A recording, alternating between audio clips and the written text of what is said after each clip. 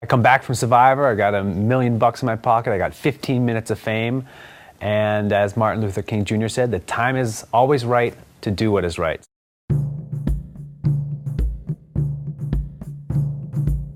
I got together with some of my soccer buddies, guys I played with in college, guys I played with professionally, and we came up with a concept called grassroots soccer. And what grassroots soccer does is we train professional soccer players in Africa about HIV and AIDS, and they go into the schools to teach the youth about AIDS prevention. Because in Africa, soccer is like the most popular sport. You know, and every little kid wants to grow up to be a professional soccer player. So you can imagine the effect when one of these professional players walk into that classroom. You know, their kids, you know, their eyes pop open and their jaws drop and they end up learning. We started right in 2002 just in Zimbabwe, but since then we've now expanded to 3 other countries, which is South Africa, Zambia, and Botswana. But we also work with other organizations in about 8 different African countries. Football is everything. Football is food. Football is where you sleep. Football is where you drink. The beauty about grassroots soccer is you can take it anywhere that's got soccer and HIV and AIDS, which is pretty much the entire world. So our focus right now is in, you know, Africa, sub-Saharan Africa more specifically, but there's no reason we can't take this, you know, everywhere and touch as many kids as possible. What's the difference between HIV and AIDS? By the end of 2008, we'll have 1 million kids that have been graduated from grassroots soccer.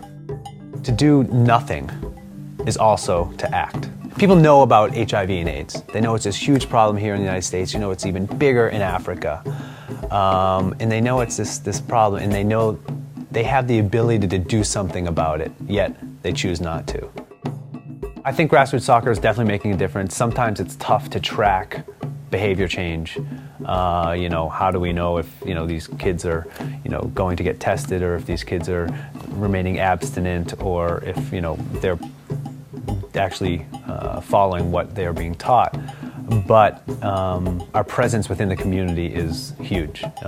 Kids love the program. Schools are excited about us being in there. As a person, you know, I've learned that, you know, to make happiness real for others is really the greatest gift, you know, and it's free, you know, it's free. So, you know, Survivor and $1 million wasn't an end, obviously. It's kind of like a new beginning for me.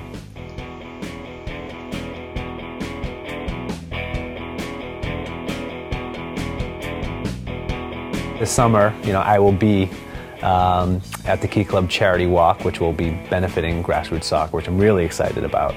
And, you know, one thing that, you know, I feel strongly about is, you know, you don't, in terms of, you know, giving back to the community, in terms of, you know, being a part of the world and community service, you don't necessarily have to, you know, go out there and, you know, change the world tomorrow or have tons of money and these fancy titles to make a difference. There's plenty of things that each and every person can do. You know, for example, if you can't come to, you know, the conference this summer, you know, you can go online and you can still donate and you can be part of this great event, and, you know, we can send you a t-shirt, and you know, so you can still be part of this, and which is a great option. I am gonna crush all you walkers. You think you're gonna beat me? You want some of this? I thought it wasn't a race. It's a race. It's always a race. It's always a competition. That's what you don't know.